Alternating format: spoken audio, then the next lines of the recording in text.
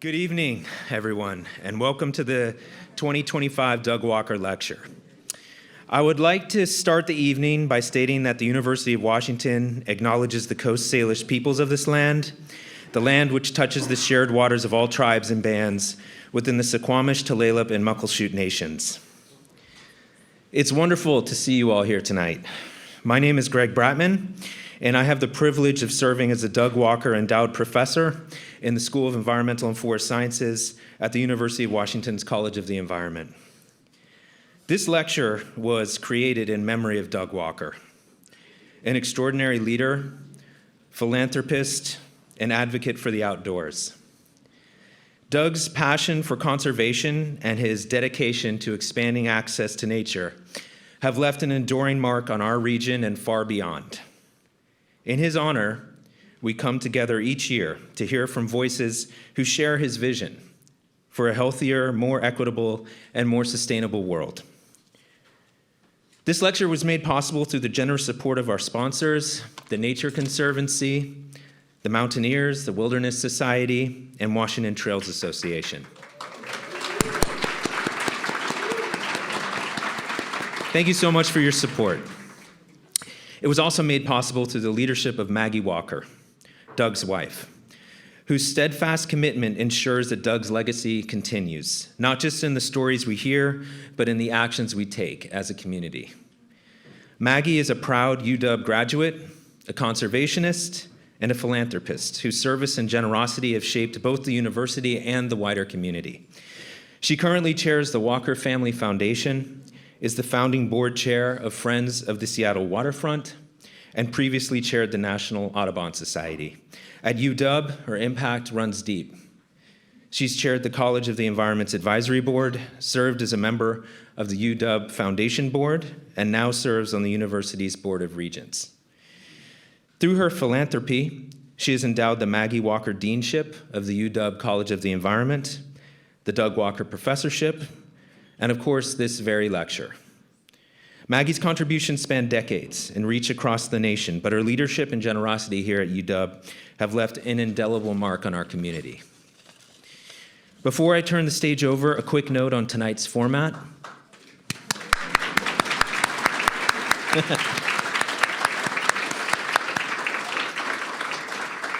Our lecture will run about 40 minutes, followed by a 10 to 15-minute Q&A. There are 2 microphones available, one at the front, a second mobile mic for those who may need it. Please hold your questions until the Q&A. And this event is also being recorded and will be available soon on the College of the Environment website. So now it's my honor to welcome Maggie Walker to the stage.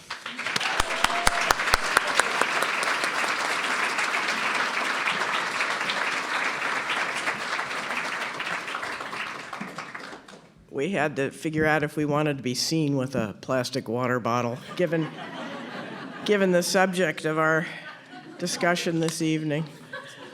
So good evening, everybody. Welcome. Sorry about the frog. I just got back from London and unfortunately brought something with me. But I'm here tonight because tonight is important. It's almost the 10th anniversary of Doug's death. Which is hard to believe in some ways. Lots happened in the last 10 years. But I am delighted, of course, to be here tonight, but also to be sponsored by all the organizations that Doug loved. So thank you all for continuing to support the work.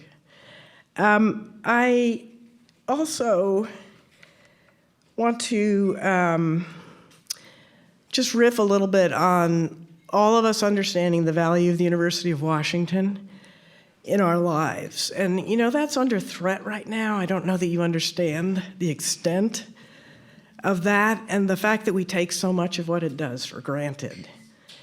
And what it has done in partnership with many of you in your work, in your lives, remains this sort of hidden value proposition of our lives here in this state.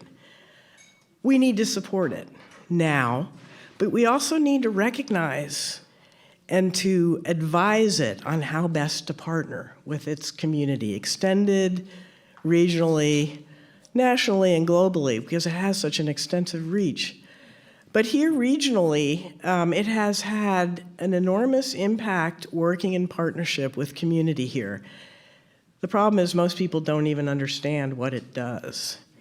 So part of it is us telling our story as a university better, but it's also the community's job to articulate what it does in partnership with the university. And so that's the reason why Marc is here tonight. Marc was a longtime employee of REI, as I think many of you know. He's been a leader at the intersection of advocacy, philanthropy, and the environment, and he worked for many years with Doug, who was on the board of REI and served as its chair for a number of years. But during his tenure at REI, he guided the Co-op's community and government affairs, championing initiatives that expanded access to the outdoors. Sounds familiar, doesn't it? Elevated the critical connection between nature and the well-being of the humans. His work has helped shape the national conversations on how public lands, policy, and community investment can better serve both people and the planet. This evening, Marc is going to share some insights on the birth of this global movement, which we have witnessed here, I think, linking nature and health, the lessons that we learned along the way, and how we can each play a role in ensuring that the healing power of the outdoors is equitably shared across all communities. So please join me in giving a warm welcome to our 2025 Doug Walker Lecturer, Marc Berejka. Marc.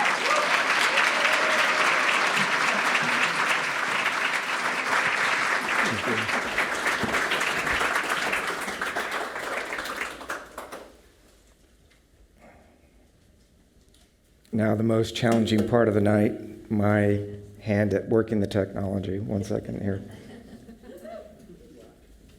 Yeah, thanks.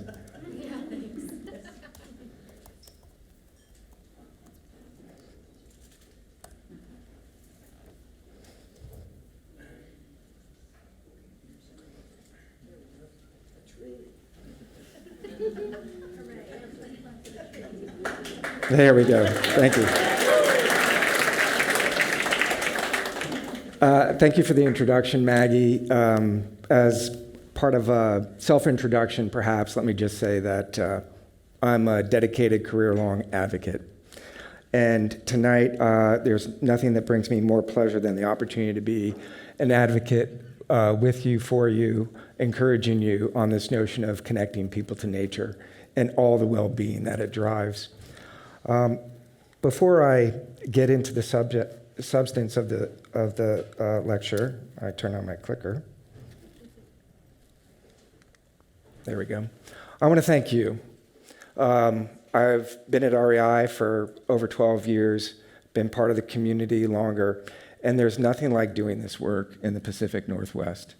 The Pacific Northwest as an environment inspires the work, and the people like yourselves in the room inspire me to drive a movement that I hope is growing nationally and over the course of our lifetimes will become replete corner to corner across this nation. So thank you for coming tonight, and thank you for listening to me talk about how to become part of an advocacy movement.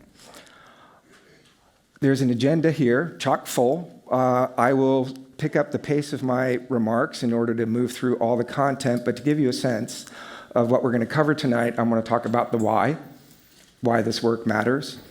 I want to talk about the challenging aspects of how we get this work done, especially given certain obstacles that we face in changing the notion around time outside, which unfortunately has become seen as an amenity, not a necessity.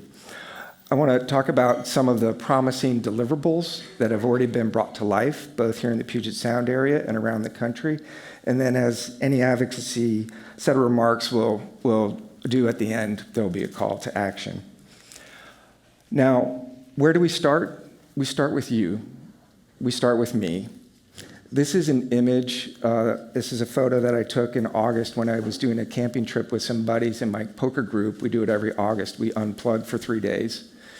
And I had this talk on my mind, and I just looked across this landscape in Sequim, and I thought, my goodness, this is the essence of it. This is why I care. This is just one of the most beautiful settings in the world, and I am going to soak it in and feel better about what I do for a living and feel better about what we are as a people, or at least our potential. And this is the essence of the outdoors. It delivers that goodness, at least for me. And I invite you to ask yourselves about your own outdoor OMG, oh my gosh moments. I'm sure you have plenty of them. I also have plenty from when I was a kid, growing up in northern New Jersey. And this is the vehicle that took me across the outdoors in the northern corner of Cranford.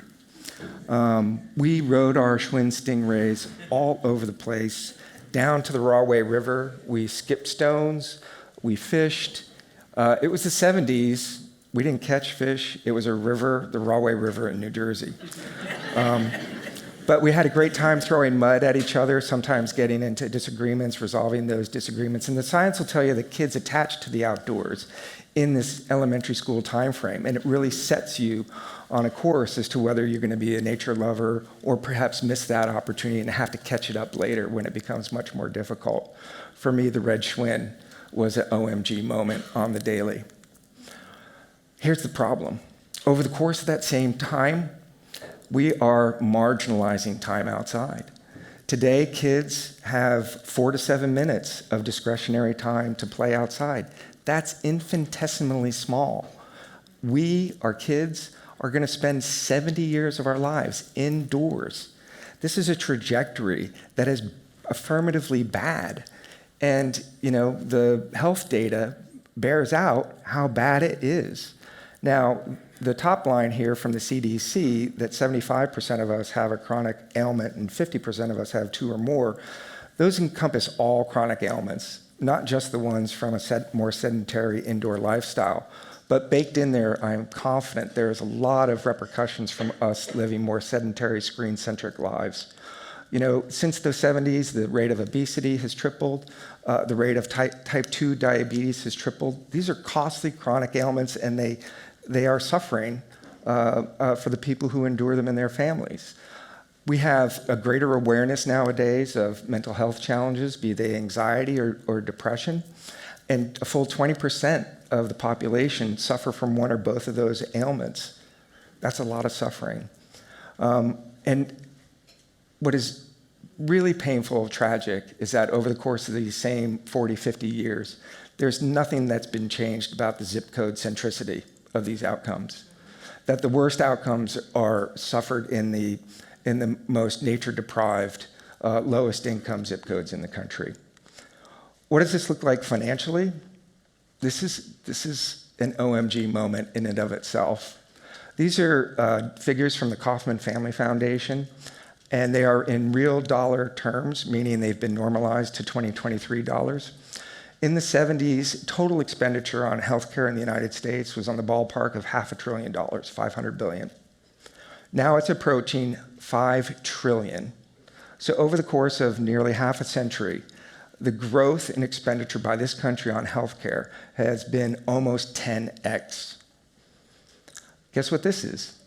This is the federal expenditure on conservation, preservation, time outside, recreation. The curve is going the other direction. In the 70s, it peaked at 2.5% of the federal budget. Now it's well below 1%. So over the course of our lifetimes, the investment in the outdoors, the investment in connecting people to nature has been more than cut in half. When I was at Microsoft, they called this dynamic the death spiral. If your competitor was taking more and more share and their curve looked like this, and you were losing share and your curve looked like this, if you were on that downward sloping curve, you weren't long for the business environment, which another way to say it is that we're disinvesting in the outdoors chronically, have been, and the future of it is in peril. Us connecting to nature is in peril as a result of many factors, one of which includes disinvestment. So that's the why, and it's a big why. Why are we here tonight? Why do we want to talk about an advocacy movement? Because I firmly believe that together we can change the dynamic. It's going to take all of us. A bunch of us in this room and around the country have already made great progress. So what does that mean as a practical matter? We need to change the narrative in the United States to outdoors for all of us being a must-have, not a nice-to-have, a necessity, not an amenity, and ultimately, so we bend that curve back. And so that as a society, we're investing more in connecting people to nature for itself, for that intrinsic value, but also because it delivers health and well-being benefits to human beings. Greg did a great job eulogizing Doug. I want to give my own accolades to Doug for being an inspiration for this movement. About 10 years ago to the month, October 2015, a dozen of us met in the Dean's conference room over at the College of the Environment. Half of us were from town. We were for-profit, not-for-profit representatives. Half were professors and researchers from a variety of disciplines at the UW. So we were, at the outset, very cross-disciplinary. And we talked about this problem, this health and nature problem, and how the two could reinforce each other if pulled together. I can't say that we came up with anything crystalline as a go-get. But Doug passed in a snowshoeing climbing accident on New Year's Eve 2015, and the loss of Doug hit people really hard. And it did force us to crystallize our thinking. Maggie and some of us finished the funding of the Doug Walker Health and Nature Professorship that Greg now sits in. We instituted this lecture, and Sally Jewell was the first Doug Walker lecturer. We started a town gown get-together on the quarterly at a brew pub to talk about what we can do together as a Puget Sound think tank, if you will, to advance the health and nature dialogue. And in 2018, UW officially launched the first university-level health and nature initiative inside the College of the Environment under the Earth Lab banner. Tremendous support from UW. Here's an image on the top left. Usha's smiling in the middle there. This was when we could all fit in the small room at the Ravenna Brewery. The bottom right is from last week. The participants in the community has quintupled over the years. That had to be 75 or 80 people. Alicia Keefe, thank you for your support for the event. Also in that formative time period, we had the publication of this extraordinary paper, and folks in the back won't be able to read all the professors' names that are up there, but this is basically a who of the nature and health researchers at the UW. And it's affectionately known as, it's affectionately known by me as the Frumkin et al. Paper, the research agenda for health and nature. In reading the paper, you know, I was struck by how sometimes humble our researchers can be, and how, in their objective way, they sometimes bury the lead. You have to work your way through the 12, 15 pages. But then ultimately you get to this statement. Nature contact offers considerable promise in addressing a range of health challenges, including obesity, cardiovascular disease, depression, anxiety. Nature contact offers promise both as prevention and as treatment. Punchline, few medications can boast these attributes. I remember reading that and thinking, OMG, this is it. This is the hook that you can hang so much of an advocacy initiative on top of. The science is telling us that few medications can boast these attributes. We need more human contact with nature in order to enjoy these many benefits. So before I continue with the conversation about what we're doing here in the United States, I want to step back and respect the billing for the night, which is to talk about the global movement as well. And there is a global movement. I think many of us in this room might date it back to 2005, 20 years ago, when Richard Loeb published Last Child in the Woods and coined the term nature deficit disorder. But truth be told, you know, getting out into nature for its well-being value has been understood for longer than that in other countries. It's not any news that the US isn't always the first on some of these ideas. In Japan, they were going through, you know, the hustle and bustle of economic growth and the anxiety that goes along with it. And so they rediscovered Shinrin Yoku. And they've been repracticing that, or they've reinstated it, reinvigorated it since the 80s. Flash forward, Louvre does publish his book, and there's an outbreak of interest of reconnecting people, in particular youth, to the outdoors, and understanding that there's some science that backs that. Flash forward to today, and now many countries, in particular those with nationalized healthcare systems, have onboarded nature as medicine. So on the bottom left is a report from the UK. They talk about social prescribing. We need to socially start to tell each other to, one, spend more time with each other, less bowling alone, but two, go outside. So the UK has an initiative for social prescribing time outside. Up in the top right, Australia, Nature RX, and in the Australian mode, they put a doc in a lab coat out in the outdoors telling folks, go have fun, mate. And then on the bottom right, this is just off the internet from like a couple weeks ago, Sweden's decided that they're going to advertise themselves as a place to visit for health and well-being because they have such wonderful outdoor spaces. So what do we face here in the United States? We don't have a nationalized healthcare system. We have a largely market-oriented one, and it's a big one. And we don't have like a top-down opportunity here.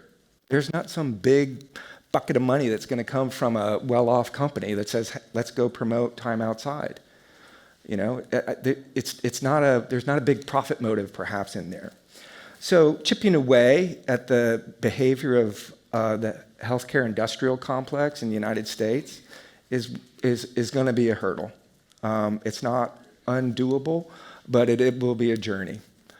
Also, we face the reality in the outdoors that the institutions we rely on to pull this idea together are in their own silos. We have a parks department. For a long time, we've had a parks department. We have an education department, sometimes with its own elected board. We have a transportation department, you know, with its own bucket of money and its own priorities. We have a planning department. So these institutions don't natively talk to each other. They've got to be pushed, they've got to be encouraged, they've got to be cajoled, they've got to be inspired to talk with each other to start to deliver outdoors as a health and well-being solution. How do you do that? And this is where the conversation about advocacy starts. How do we all advocate better? We are in a situation where we need to work from the bottom up. It has to be more grassrootsy. It also has to be national, not a simple thing. 3 suggestions from me based on observation and experience. 1, we need a narrative. And this is not about prescribing words. It's not about scripts. It's about a North Star. What is the North Star that we all share and that we can share with others? 2, how do we network? How do we work well locally, across silos? How do we reach across geographies and across disciplines outside of our geography in order to spread the goodness in our understanding and share a celebration of wins? And 3, how do we get really good stuff done locally? So act locally, network regionally and nationally, go after a shared North Star. I'm going to march through these 3 areas. And it'll be work when we're talking about the substance and about the networking. Then when we talk about the proof points, the wins, hopefully we're coasting and we're having a good time. But I'm going to ask you to bear with as we do a little bit of work on Advocacy 201, or 301, depending on how you want to characterize it. Another lesson from me as an advocate. You don't persuade people unless you've got that big pile of money. You don't persuade people of your point of view if you say continually, this is my frame of reference and this is what I want. This is what I want, this is what I want, this is what I want. Does not succeed. You must listen to the person on the other side of the table. You must try to understand where they are coming from. You must seek that common purpose. When you do that, you can move things. Luckily, in our space, in the outdoor space, we've got a wealth of change agents that I'd say fall into 4 categories, 4 big categories. These are places where we can find common ground. And I've chosen personas to give life to this idea of who our change agents are, and many of them are in the room today. Thank you for being willing to share your pictures with me. Up in the top right here, my right, your left, Rue Mapp and Josh Brandon. Rue Mapp, founder of Outdoor Afro. She believes wholeheartedly in connecting her cohort, her constituency, to the essence of Black joy. Black joy found in the outdoors. Josh Brandon, a decorated vet from the Iraq War, 3 times decorated, came home with PTSD and traumatic brain injury. He says the mountains helped save his life. And he has tried to pay that forward by introducing the outdoors as a health solution for other PTSD suffering vets. Up on the top, my top left, your top right, Champions for Youth Development. Juan Martinez, Fresh Tracks, a beneficiary of Doug's guidance and Doug's investment, and Martin LeBlanc, a longtime youth outdoors advocate. They believe that the outdoors is for youth development, not just for fun, that it helps youth grow into more grounded adults. Bottom right, my bottom right, your bottom left, community infrastructure builders. Rebecca's here from the Seattle Parks Foundation, putting parks into South Seattle. Jesus Aguirre used to run Seattle Parks and Recreation as a government official, and now is doing the same in Austin, Texas. And then my bottom left, your bottom right, advocates for what I call big nature, or Mother Earth. And we've got Mitsu Iwasaki here from Trust for Public Land. They, among other things, try to purchase land for conservation, give it over to the government so that it can be preserved in perpetuity. And then on the far bottom left for me, bottom right for you, Jennifer Coaches, my cousin-in-law from Charleston, South Carolina, who I just want to throw in here because she's an avid birder, angler, and hanging on at the U.S. Fish and Wildlife Service as a biodiversity champion. So these are personas. These are places where the advocacy can happen and where we can have some interconnection points. So I'm not going to spend time on what all the science has demonstrated about the health and well-being value of time outside. For every one of these bullet points on the narrative building, there is science to back it up. If you want footnotes, we can get the footnotes. I'm just going to share with you what jumps off the page as me is the most inspiring. So no surprise, going back to my outdoor OMG moment in Squim, for me, the essence, what heals me when I spend dedicated time outside is that sense of awe, that sense of being connected to the larger world. It just soothes my mind. It's not disruptive to me. It makes me really cherish life on Earth. That is mental health benefit for me, which is why I believe in the healing power of time outside. So, for youth, super important to understand that youth are developing by definition.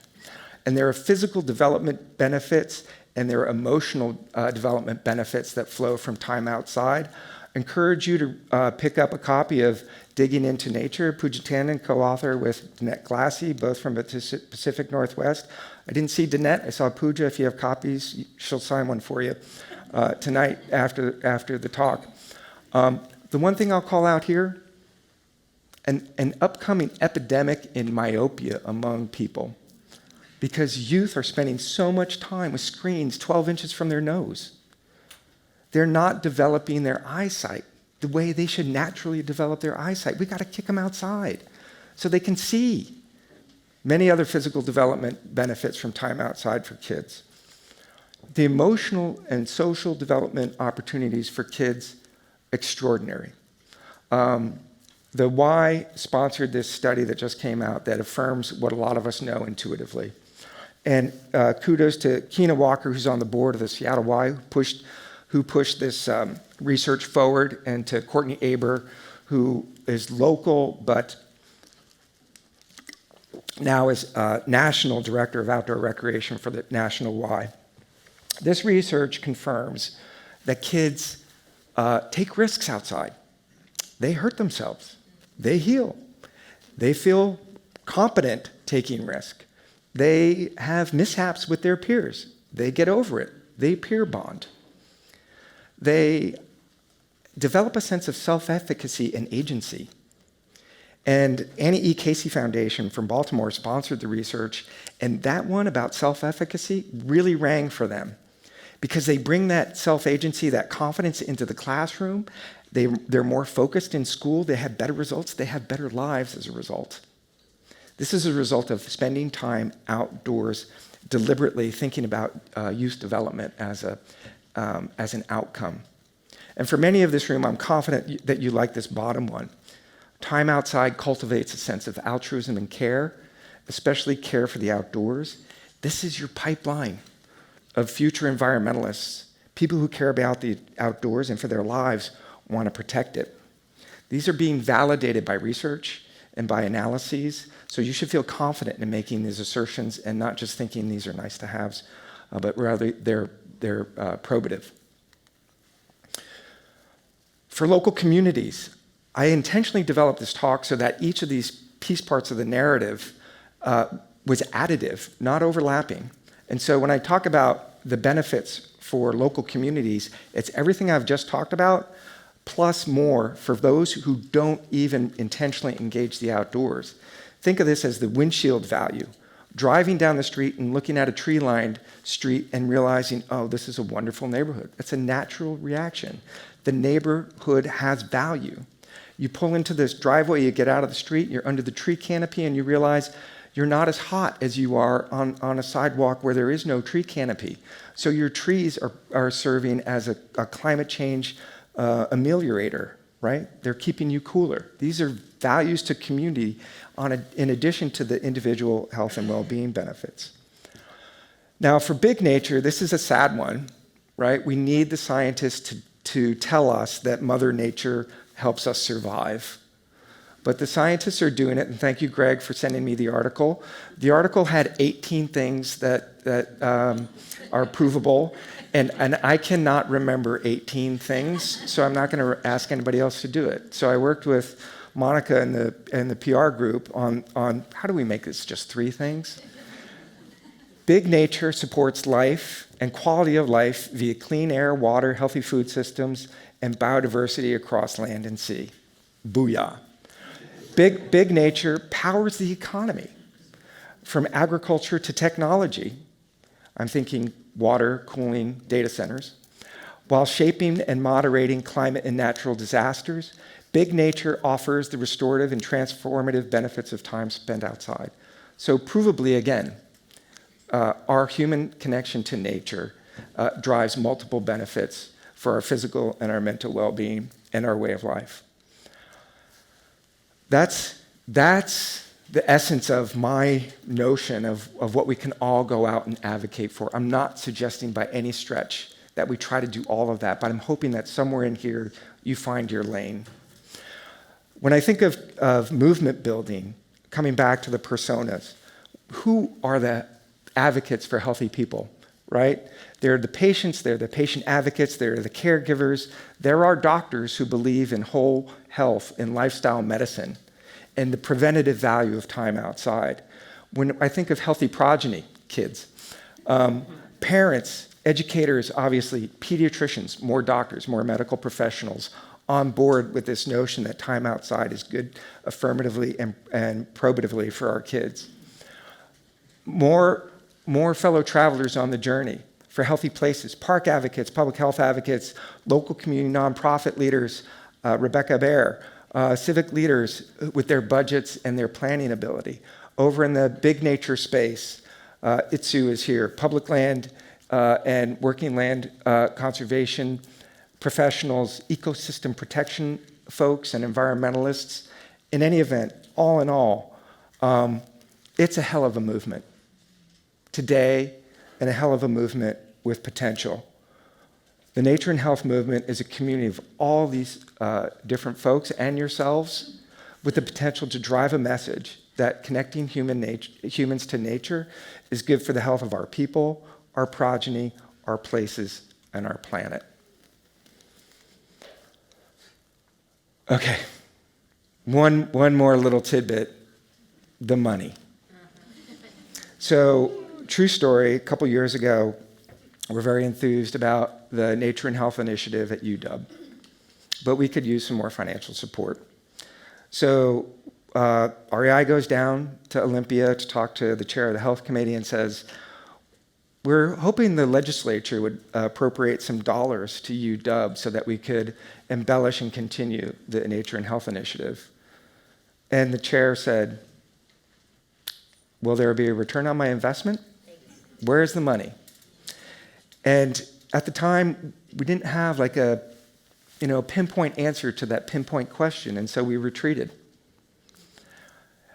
On the screen, I have evidence that has been generated on economic return from time outside, but it's in a certain context. And thanks to REI and the Outdoor Industry Association going back to 2006, 2012, there were reports issued that talk about gear and apparel companies plus trips and travel companies across the spectrum of outdoors, not just hiking and biking, but also snowmobiling and RVing, et cetera. And these industry reports said outdoor recreation is big. Well, then a few of us took it upon ourselves to try to persuade Congress to, in turn, have the US government validate this data, and we succeeded. Sally was Secretary of the Interior at the time, and she might have had a hand in helping move a boulder or two. But in any event, as a result of an act of Congress, starting in 2018, the United States government started publishing reports that indeed demonstrate that outdoor recreation, gear, apparel, trips, and travel account for 2.3% of GDP. 2.3% of GDP. That's an impressive figure for many decision makers, and at least in part as a consequence of having that economic argument, we got a flurry of legislation passed in 2019, 2020, 21, all the way through December of last year, across two different presidencies.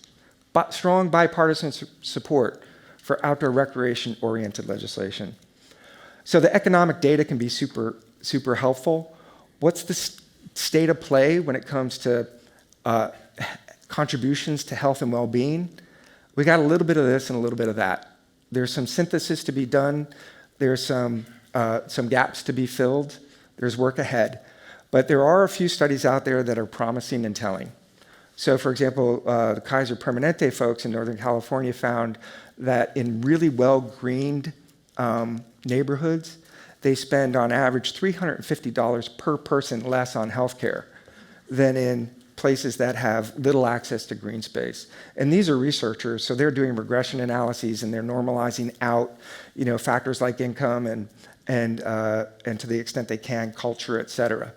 And so $350, not a bad figure of savings by virtue of living in a green neighborhood on a per person basis. Similar result from a small study in the UK on savings in healthcare costs. You don't have to buy as many pills if you spend time outside curated with a therapist as opposed to in the office. On the order of 270 to 470 pounds. I'm not going to try to do the dollar to pound conversion for you, but it's a good number. And also, a former US Federal Reserve economist did a study on the contribution from green schoolyards.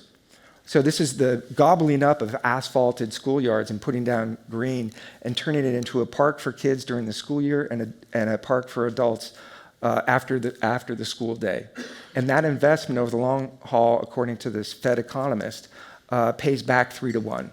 So we're developing the economic story, but it's not yet there. I will tantalize you with one thought. If the first two studies demonstrate $300 of savings per person, and you multiply that $300 per person in the United States, you're in the realm of saving $100 billion.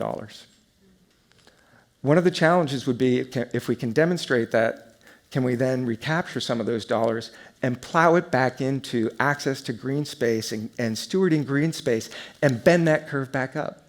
Bend it back up. It's a tantalizing idea. We're working on the economics that'll help strengthen the argument. So if you're going to take a picture of one slide, this is the one slide I'd ask you to take a picture of that tries to crystallize everything that I've said for the past 20, 25 minutes.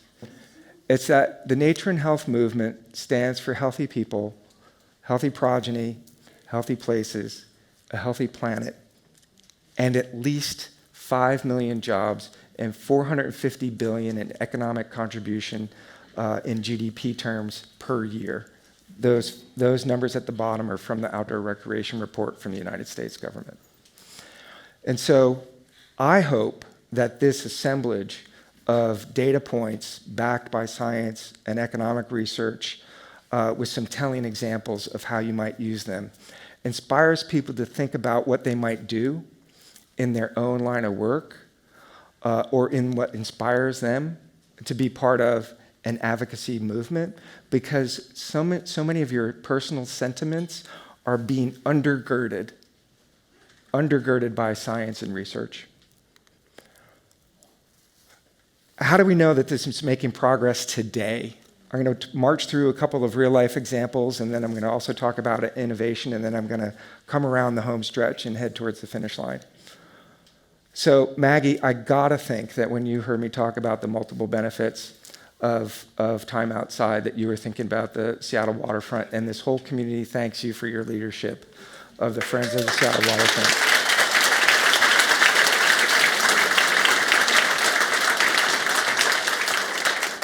It brings all of this together. There are big nature concerns baked into the Seattle waterfront, whether it's preserving migration for salmon or whether it's filtering the water that comes down those hills that goes into the sound. There are community benefits. You love to look at the waterfront, even if it's from a skyscraper and it's several blocks back. And then it's affirmatively good for the people who visit and in particular for the kids. All those piece parts come together with the thoughtful construction and visioning of the Seattle waterfront. We are blessed to have it. Down in Tacoma, the Parks Department, the Education Department, Trust for Public Land, Children in Nature Network, an organization called Kaboom, they are doing these green schoolyards. And again, multiple benefits for the kids, for the adults who go there as a park afterwards. These communities are now considered more park-rich, which is good for the community's well-being, and they're being built with environmentally friendly attributes. Elsewhere in the country, where are we going to go first? We're going to go to Louisville with the Green Heart Project, brought to you by University of Louisville and the Nature Conservancy. They're putting 8,000 trees and shrubs into neighborhoods that have gone without trees and shrubs for decades. That's going to be good in and of itself. They're going to have researchers along on the journey, measuring how that affects the health and well-being of the people who benefit from those new green spaces. In the city of Columbia, which is smack dab in the middle of Missouri, it's where the University of Missouri is, a family has deeded over to the city 200-acre farm for conservation. Well, they're going one better. They're turning this into a multi-purpose, all-purpose green space. They will actually have a clinic up here in the top right, so you can go visit your doctor, your caregiver, in a park. They're going to have trails, they're going to have hiking opportunities, they're going to have ecological restoration underway in the bottom part of the picture. They're going to have a pick your own fruit and vegetable patch over there on the left. So in Columbia, Missouri, with the help of the public health agency at the state level, park agency at the state level, and the city, they're bringing all elements together. Two more examples from the field. Jacksonville, well-off family, local families, putting $6 million so that there can be green spaces in neighborhoods that have not had parks ever. And they will connect those green spaces to trails that in turn connect those neighbors to the rest of the city. And what's cool about what the Winston family is doing is that they're going bigger and bolder with the message. And their general message is less green, more green. Hallelujah to that. Okay, finally, I love this one. Alice Walton, just a few months ago, inaugurated the first in a long time of a brand new medical school down in Bentonville. It's a whole health medical school. And what she means by that is, let's look at people and how to prevent them from getting ill first. And for her, two elements that are most important and that she wants her doctors trained up on is the value of culture and art. Doctors need to educate their patients on that, and also connecting with nature. So Jacksonville, Bentonville, Louisville, Columbia, Missouri are also making progress on this notion of time outside being good for our health and well-being. As an advocate, I can't help but also talk about the infrastructure that's being built to make this movement more robust nationwide. Down in Oregon, we've got partners at Nature Quant. These are geeks extraordinaire in doing modern day mapping. They can tell you down to the census tract level where people lack green space and tree cover, where they're suffering from heat. Jared there told me a sad number. He said globally 500,000 people a year now die from heat-related distress. The population of Bellevue plus Seattle is about 1 million people. So every 2 years, globally, the combined population of Bellevue and Seattle just perishes now from heat-related effects. Bring in the doctors and the researchers. We've helped stand up Josh Lawler and Janelle Troy Hillhouse. I don't know if she made it tonight. Took me to another UW meeting a few years ago and said, you know what we need? We need an alliance among the researchers around the country so that we can share best practices, that we can feed ideas off each other, and we can have each other's backs. That alliance now covers the country, and that manifestation of the beer hall, now we have chapters in multiple other states, and the goal is to grow more connectivity among the researchers. And of course, we're bringing in the legislators. The National Caucus of Environmental Legislators has 1,300 state legislators dedicated to doing policy that's in service of the environment. They are about to publish version 3.0 of a legislative playbook on connecting human well-being to time outside. I want to tip my cap to the hard work that happens in the lab or in the field. And here my stalking horse is Greg Bratman and Connor Lashes. There are still researchers out there trying to figure out what is the mechanism. How do we strengthen the science that helps us understand what's happening neurologically, physiologically, that makes us feel so much better in the outdoors? The more proof we have, the farther we're going to be able to push the movement. One of the questions is dose. I won't go here. I just know a lot of people are puzzled about it. How much? Can I do it on the cheap? There's a lot of things in play. I'm going to hold off on opining. What I would say is that Florence Williams, who published the Nature Fix in the last 4 or 5 years, she did research on the research and came up with a rule of thumb, which I think is worth holding on to. And here now I'm talking to you as individuals, as friends. Get outside at least 10 minutes a day. It's good for you. It provably restores your ability to concentrate, your ability to engage. If you can, every day, get out for 30 minutes. A researcher at Texas A&M, Jay Maddock, who's central to this work, he says, don't bundle it all up and do it on the weekend. Better to get your 10 minutes a day every day than 70 on a Saturday. I need to take that advice personally. Semi-wild experiences, once a month, Martin, let's go hike Rattlesnake Ledge, right? We'll bring hope along. Immerse yourself on a big trip once a year so that you're totally unplugged on a multi-day. And my friends from REI are going to say, can we do that once a quarter? And I'm like, booyah. I love doing it once a quarter if I can get away with it. So the research continues. The research is there. The storytelling is there. The question now is, what are you going to do about it? Where do you slot in? And this is me as a professional advocate getting the privilege of doing this every day. Not everybody can, but you can do something. And I think you're best served if you ponder whether you're into this notion of connecting humans to the outdoors, youth development, local stewardship, conserving big nature. As I've mentioned, there are change makers in each of those dimensions that can help you find your way. Next steps. I've got a few. One is I label step number 0.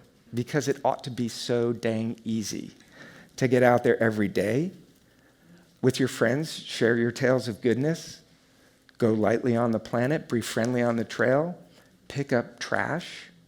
These are easy things. It's just your operating system. Tweak it ever so slightly to be good and be outside. Sign up for park cleanups. Donate to your favorite not-for-profit, Chris Johns, Yvonne, I don't know if you're here, but WWRC has their event tomorrow night. Bring your checkbook if you're going. And vote. Show up at the voting booth or us at your kitchen table and vote for park measures. What does it take to really get involved? And I get frustrated at presentations where people say, go advocate, and then they don't tell you how.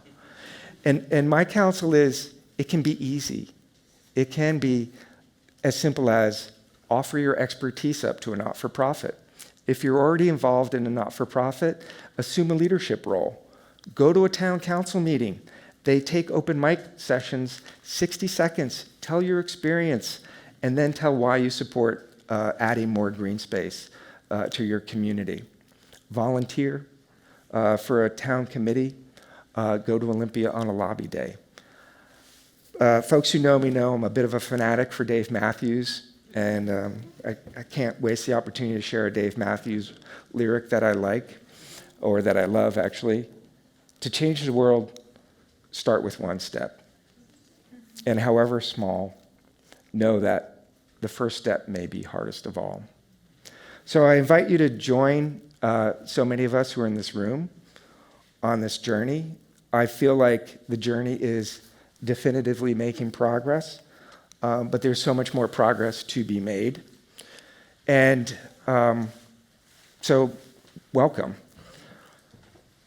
Before I close, I want to like break through this artificiality of being on a podium and having a mic and having a jacket on, et cetera, and just talk human to human. I really think that there's value in being open-hearted when we have these conversations. And to start that more open-hearted part of my presentation, I want to reflect on when Greg and Maggie and I met over coffee 2 months ago to talk about this night. And Maggie wrapped up her comments at that coffee shop, and she said, you know, it's really about the kids. We're losing these kids to swipes and to clicks. They're not living a real life. We need to pull them into the outdoors. They're leading such a transactional life. We need to pull them into the outdoors.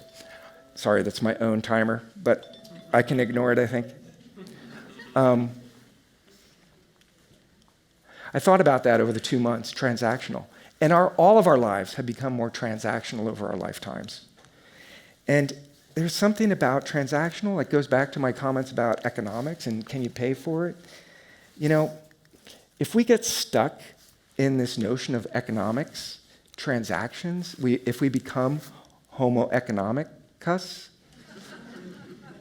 we lose something. We lose something profound. You know, when I think of the values that are at work, remember, economics is a tool, right? It's not the be-all to end-all. It's been fashioned by human beings in service of human beings. Let's make sure it stays in service of it, that it doesn't tackle us and bury us. Because what happens if it becomes the be-all to end-all? The currency of homo economicus is dollars, clicks, and swipes. That's what life becomes as a transaction, if you will. What binds people together in that environment? Terms of service, contracts. And this is what kills me. What's the most fundamental value through this lens in this frame? Margin and economic utility. I've got a friend in this room who's a new grandfather. I've got a friend who might be here who's a new mother. That bundle of joy isn't a homo economicus. That's the expression of us as human beings. And so I want us to try, and I know this is a little speechifying, but I want us to try to remember what the values are of being a whole human. And our currency is reciprocity. What are we doing with each other? You know, the tie that binds is when we build trust with each other. And I submit that the highest order of value for whole humans is agape, and care, caring for one another. That's what it can mean to be fully human. And the magic thing about time outside is it fuels that. You get outside, and this is more science on this. You get outside, you feel more connected to each other, you feel more connected to the future, you feel more connected to people who you don't know, and you want others to experience what you experience. There's a flywheel there that says good experiences in the outdoors makes me a better human and wants me to continue to be a better human and encourage others to be good too. So I recognize that there's a little spirituality in that. So that's me. Us, I want to close on this document. This document is, in and of itself, a call to action. It's a call to collective action, we the people. It's a forward-facing, future-facing document because it is a call to action for ourselves, but also our posterity. We the people, in order to form a more perfect union, to promote the general welfare and secure the blessings of liberty to ourselves and our posterity, do ordain and establish this Constitution for the United States of America. I submit that time outside, human connection with nature, is affirmatively promoting the general welfare almost like nothing else, and that it is one of the most profound blessings of liberty that we've got, and we have a duty to secure it for our posterity. So, thank you for coming on this advocacy journey with me. If I've touched a place in your brain or in your heart about coming further on the journey, I look forward to seeing you on the trail. Thank you.